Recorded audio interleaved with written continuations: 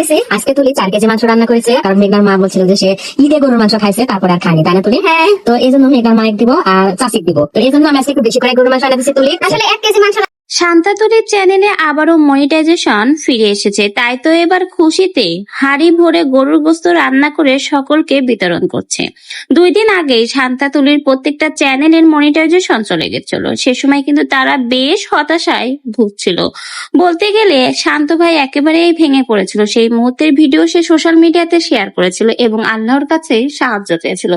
পরবর্তীতে যদিও অনেক চেষ্টার পরে তাদের চ্যানেলের মনিটাইজেশন কিন্তু আবারও ফিরিয়ে আনা সম্ভব হয়েছে, তাই তো এবার খুশিতে সেলিব্রেশন করছে, হাড়ি ভরে গোশত রান্না করে সকলের বাসায় বিতরণ করছে।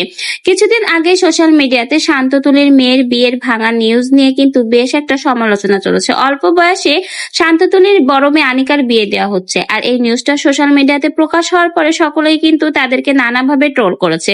অনেকেই বলেছে এত ছোট মেয়ের বিয়ে দেওয়া কিন্তু উচিত না, মেয়ে মাত্র ক্লাস 8-এ পড়ে।